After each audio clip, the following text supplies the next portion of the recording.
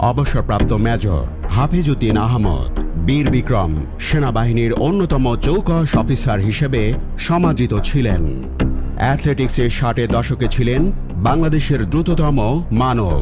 তিনি ফিফা স্বীকৃত বিংশ শতাব্দীর শ্রেষ্ঠ বাংলাদেশি ফুটবলার। খেলোয়াড়ি জীবনে পাকিস্তান জাতীয় দলে খেলেছেন এবং তাদের হয়ে নেতৃত্ব দেওয়া একমাত্র বাঙালি ফুটবলার ছিলেন। 7 বারের অভিজ্ঞ এই পার্লামেন্টেরিয়ানকে স্পিকার হিসেবে নিযুক্ত করা হয়েছে। ভোলা 3 আসন থেকে তিনি পরপর 6 বার সহ 7 বার সংসদ সদস্য নির্বাচিত হন। ইনি তারেক রহমান সরকারের মন্ত্রী এবং খালেদা জিয়ার মন্ত্রিসভায় মন্ত্রী ও প্রতিমন্ত্রী হিসেবে দায়িত্ব পালন করেছেন। 2024 সালের 5ই আগস্টের পর তারেক রহমান তাকে বাংলাদেশ জাতীয়তাবাদী দলের স্থায়ী কমিটির সদস্য বানান।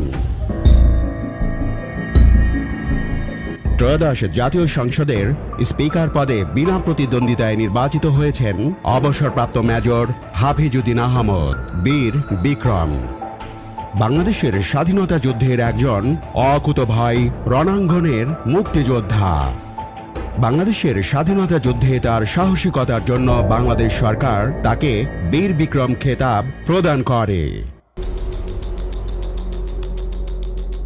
হাফিজউদ্দিন আহমদ 1944 সালের 29 অক্টোবর ভোলা জেলার লালমোহনে জন্মগ্রহণ করেন। তার বাবার নাম আজহারউদ্দিন আহমদ। তিনি ছিলেন একজন চিকিৎসক, যিনি 1963 ও 1965 সালে 2 বার প্রাদেশিক পরিষদের সদস্য নির্বাচিত হন এবং বিরোধী দলের ডেপুটি নেতা হিসেবে দায়িত্ব পালন করেন। 1970 সালে পূর্ব পাকিস্তান আওয়ামী লীগের পক্ষ হতে জাতীয় পরিষদের সদস্য নির্বাচিত হন। হাফিজউদ্দিনের মায়ের নাম করিমুন্নেছা। 4 ভাই ও 2 বোনের মধ্যে হাফিজউদ্দিন আহমদ সবার বড়। হাফিজউদ্দিন আহমদ 1959 সালে ম্যাট্রিক ও 1961 সালে আইএ পাশ করে ঢাকা বিশ্ববিদ্যালয়ের রাষ্ট্রবিজ্ঞান বিভাগ থেকে 1964 সালে বিএ অনার্স এবং 1965 সালে এমএ ডিগ্রি অর্জন করেন। 1964, 1965 এবং 1966 এই 3 মৌসুম পূর্ব পাকিস্তানের দ্রুততম মানব ছিলেন। 100 ও 200 মিটারের রেকর্ড টাইমিংয়ে স্বর্ণ পদক জেতেন। ইনি 1967 সাল থেকে 1970 সাল পর্যন্ত পাকিস্তান জাতীয় ফুটবল দলের খেলোয়াড় হিসেবে বিভিন্ন দেশ সফর করেন। 1967 সালে সৌদি আরবের বিপক্ষে টেস্ট সিরিজের সময় তিনি পাকিস্তান জাতীয় ফুটবল দলের জন্য নির্বাচিত হন।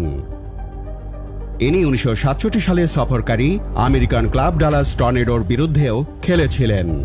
ইনি 1970 সালে পাকিস্তান জাতীয় ফুটবল দলের অধিনায়কও ছিলেন। বিভিন্ন প্রতিযোগিতায় ঢাকা মোহামেডান স্পোর্টিং ক্লাব, ঢাকা বিশ্ববিদ্যালয় ও সম্মিলিত বিশ্ববিদ্যালয় দলের অধিনায়কত্বও করেছেন। হাফিজউদ্দিন আহমদ পড়াশোনা শেষ করে 1967 সালে পাকিস্তান এবং মোহামেডান ফুটবল দলের হয়ে খেলার সময় পাকিস্তান সেনাবাহিনীতে যোগদানের জন্য অনুপ্রাণিত হন। সেনাবাহিনীর এডুকেশন কর্পসে যোগদানের জন্য আবেদন করেন, কিন্তু পরে পদাতিক বাহিনীতে স্থানান্তরিত হন এবং 1968 সালে প্রথম কর্মরত ছিলেন ফার্স্ট ইস্ট বেঙ্গল রেজিমেন্টে। ইনি অ্যাবোটাবাদের কাকুলি অবস্থিত পাকিস্তান মিলিটারি একাডেমিতে প্রশিক্ষণ লাভ করেন। কমিশন লাভের পর তিনি একজন ফুটবল খেলোয়াড় হিসেবেও তার কর্মজীবন অব্যাহত রাখেন এবং অনেক টুর্নামেন্টে অংশগ্রহণ করেন। 1970 সালের ভোলা ঘূর্ণিঝড়ের পর তিনি ব্রাভো কোম্পানির সাথে একজন ক্যাপ্টেন হিসেবে গলাচিপায় ত্রাণ কাজে নিযুক্ত হন। 1971 সালের মার্চে হাফিজউদ্দিন আহমদ তার ইউনিটের সঙ্গে যশোরের প্রত্যন্ত এলাকা জগদীশপুরে শীতকালীন প্রশিক্ষণে ছিলেন। পাকিস্তান সেনাবাহিনীতে ক্যাপ্টেন পদে কর্মরত থাকলেও 1971 সালের 25শে মার্চের পর দেশের স্বাধীনতার আহ্বানের সাড়া দিয়ে বিদ্রোহ করে মুক্তিযুদ্ধে যোগ দেন। পরবর্তীতে তিনি জিয়াউর রহমানের নেতৃত্বাধীন জেড ফোর্সের অধীনে বীরত্বের সঙ্গে যুদ্ধ করেন। পাকিস্তান সেনাবাহিনীর বিরুদ্ধে প্রতিরোধ যুদ্ধ শেষ করে ভারতে যান। তিনি কামালপুর, ধলই বিওপি, কানাইঘাট ও সিলেটের এমসি কলেজের যুদ্ধে বেশ ভূমিকা রাখেন। অসামান্য সাহসিকতা ও দেশপ্রেমের স্বীকৃতিস্বরূপ তাকে বীর বিক্রম খেতাবে ভূষিত করা হয়।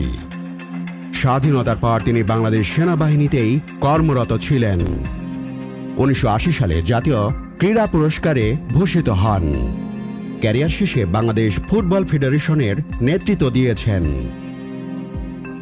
এশিয়ার শীর্ষ ফুটবল সংস্থা এএফসির ভাইস প্রেসিডেন্ট নির্বাচিত হয়েছেন ফিফার গুরুত্বপূর্ণ বডির সদস্য। ম্যারাডোনা সহ নানান বিতর্কিত ইস্যুতে ফিফার তদন্ত সংস্থায় কাজ করেছেন। খেলাধুলায় তার অবদানের স্বীকৃতিস্বরূপ 2004 সালে তাকে ফিফা কর্তৃক প্রদত্ত সর্বোচ্চ সম্মান ফিফা অর্ডার অব মেরিট প্রদান করা হয়। হাফিজউদ্দিন আহমদ সেনাবাহিনী থেকে অবসরের পর রাজনীতিতে যোগ দেন। 1986 সালের তৃতীয় ও 1988 সালের চতুর্থ জাতীয় সংসদ নির্বাচনে তিনি জাতীয় পার্টির মনোনয়নে ভোলা 3 আসন থেকে সংসদ সদস্য নির্বাচিত হন। এরপর 1991 সালের পঞ্চম জাতীয় সংসদ নির্বাচনে ভোলা 3 আসন থেকে স্বতন্ত্র প্রার্থী হিসেবে সংসদ সদস্য নির্বাচিত হন।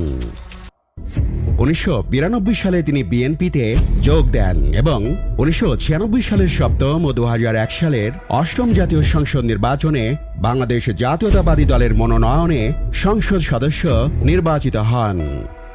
ষষ্ঠ জাতীয় সংসদে তিনি 1996 সালের 19 মার্চ থেকে 1996 সালের 29 মার্চ পর্যন্ত খালেদা জিয়ার দ্বিতীয় মন্ত্রিসভায় বাণিজ্য প্রতিমন্ত্রী হিসেবে দায়িত্ব পালন করেন।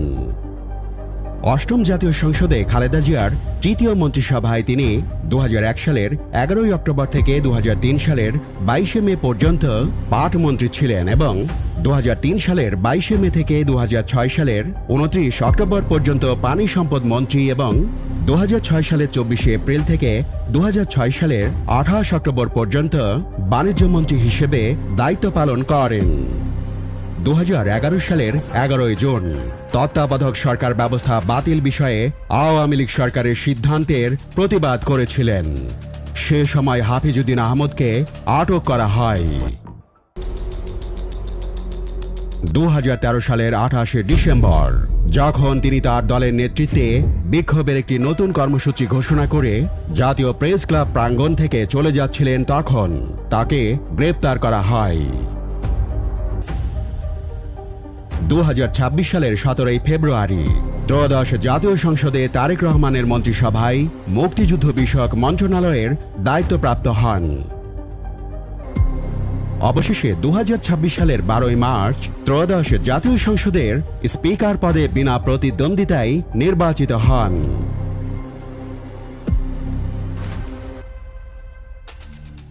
তার স্ত্রীর নাম দিলারা হাফিজ, একটি সরকারি কলেজের অধ্যাপক ছিলেন।